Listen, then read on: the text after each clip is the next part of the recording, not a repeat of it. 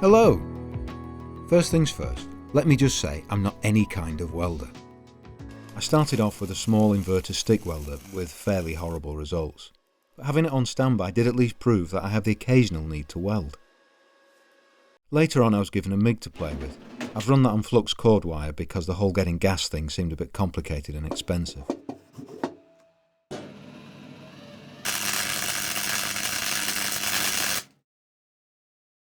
I've only done a tiny bit of each type, mainly because making my combustible workshop safe from all the flying sparks generally seemed more trouble than it was worth, especially when I've got other options for joining one thing to another.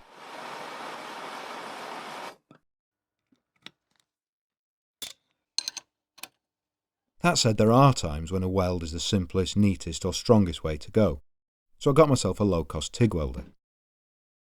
It's DC only with high frequency start. I'd ramp up and ramp down, adjustable pre and post gas timing, and it'll pulse when I figure out when that might be useful. It'll do up to 250 amps, but I'm not sure how my 13 amp supply will cope with it on full power.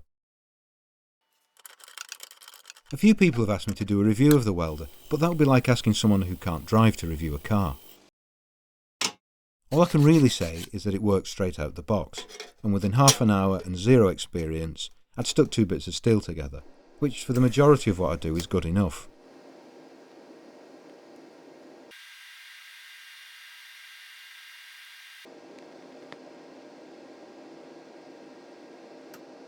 I've practiced my way through most of a bottle of gas, and although I am progressing, I know I've still got a long way to go. Compared to the MIG and the stick, the TIG is much more civilised. It feels much more controllable. I can actually see what's going on. And there's hardly any sparks. The added bonus is there's no need for 10 minutes of grinding after every 10 seconds of welding. I've still a lot to learn, but the TIG feels like one day I might actually crack it, whereas the MIG, well, that's all just a bit embarrassing. One thing that I found with the TIG is the button on the torch is never where I want it to be. I'm a long way off being able to just pick it up and go. Every bead has several dry runs to try and make sure it'll go where I want and that I don't run out of reach or get tangled up. The torch does rotate, so I can usually get the button under a finger or thumb, but I find myself regularly pressing it by accident before I've dropped my mask and I'm ready to commit. This machine doesn't come with a foot pedal, that's reserved for the next model up that also does AC, so I decided to add one. Not to give me current control, but to act as a button interlock so I can prepare in safety without blinding myself or knackering up the job. I thought I'd share the build in case there's any other aspiring welders out there with the same problem. The torch button connects to the machine with a 2-pin circular plug. These are GX or aviation connectors. I took a quick measurement and as 12mm is a standard size for this type of plug, I ordered one up. It turns out the dimension by which this type of connector is measured is the OD of the male thread, so 16mm in this case. Luckily they're not expensive. The foot switch will sit in series with the existing connector, so there's no need to make any internal modifications to the welder itself. For this I've made a little breakout box with a 2-pin plug, a 2-pin socket and a flying lead to the foot switch.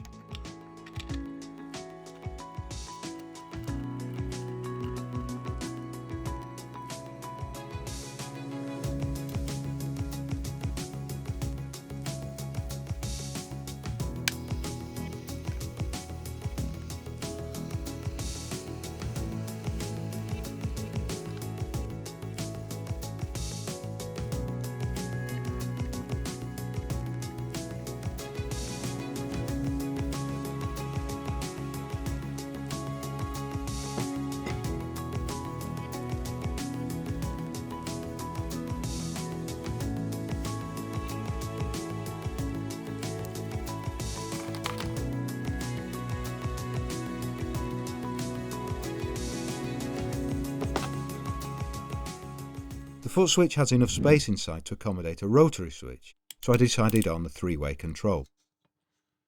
I can have foot control only, torch control only, or torch and foot control. It'll go something like this. Over on the right we have the welder with its 2-pin 16mm GX connector. On the left is the foot switch, and here's the spare space inside of the foot switch case that'll take the rotary switch. This is a 2-pole 3-position type. And here's the breakout box. And finally, here's the torch with its finger switch. There's not a lot to actually build in it. Mostly it was mounting the switch and soldering up some wires.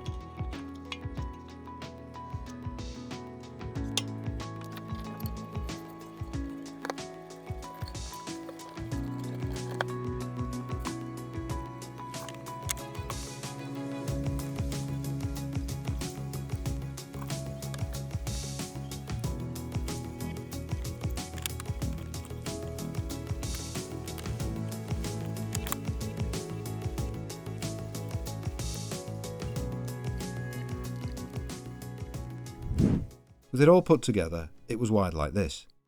When it's set to torch only, the foot switch doesn't do anything. So if the pedal isn't within leg reach, I can just ignore it and use the torch button. Similarly, when it's set to foot only, the button on the torch doesn't do anything. This means I can hold the torch in any position and strike up even if the button's in the wrong place. The third position allows me to use the torch as intended, but the button only becomes armed when the foot pedal is pressed.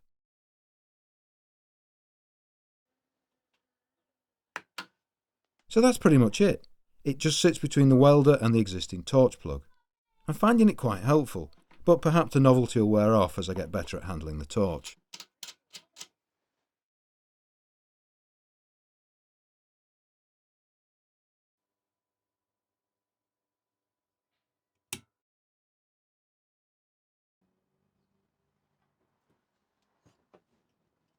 For this, I cut a piece of scrap rod and welded it to an offcut of 2mm steel strip to make a crude bending jig. The welding's quite poor, even by my standards, but it only had to hold long enough to do this one job.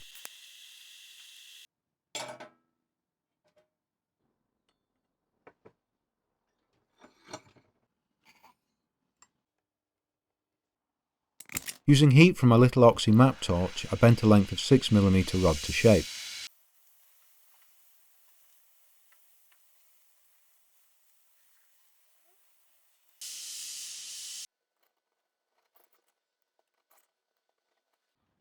I drilled a scrap stainless flange from the junk bin and slotted the rod in place.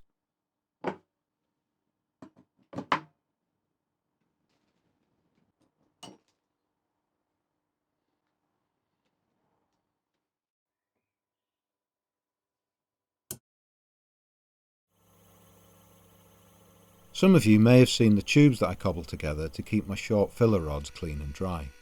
I soon realised that while that solved one problem, I just created another thing that I had no room to store.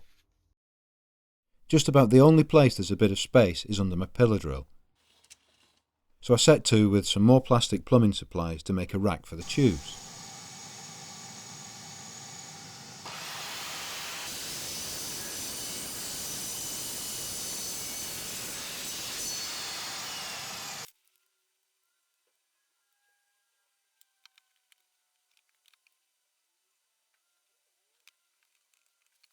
I cut some 50mm solvent waste into sections and then glued them into pairs before joining them into a hex.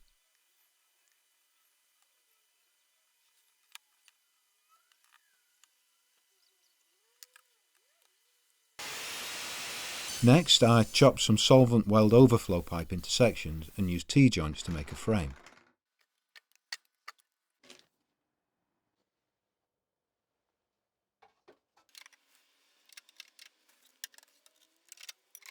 Once I glued the legs to the tubes, the filler rod storage had a new home.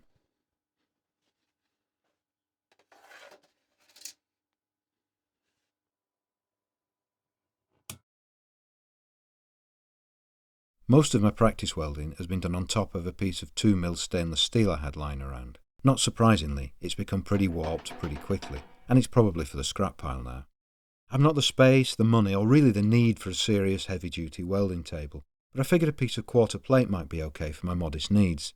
At this time, the UK was in full COVID-19 lockdown, and I couldn't find any at a sensible price.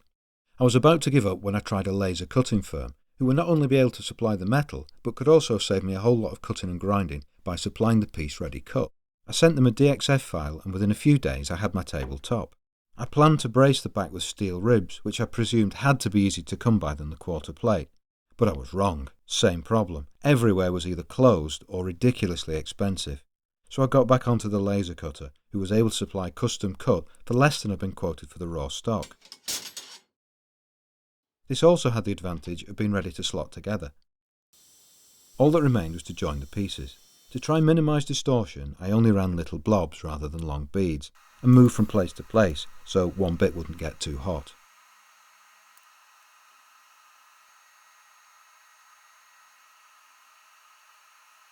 On the finished item, the centre bulges up by a little over 1mm compared to the corners. Not ideal, but not the end of the world for what I'll be using it for. All told, it weighs a little under 12 kilograms, so not what you call heavy duty, but hopefully a bit more serviceable than what I was using.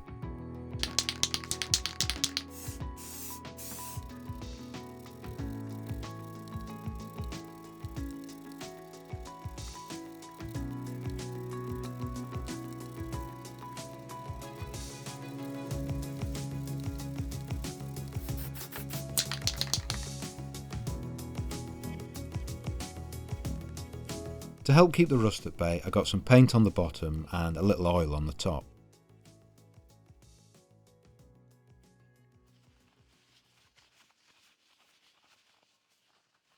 Finally, I turned up some locating buttons to help with setting parts up.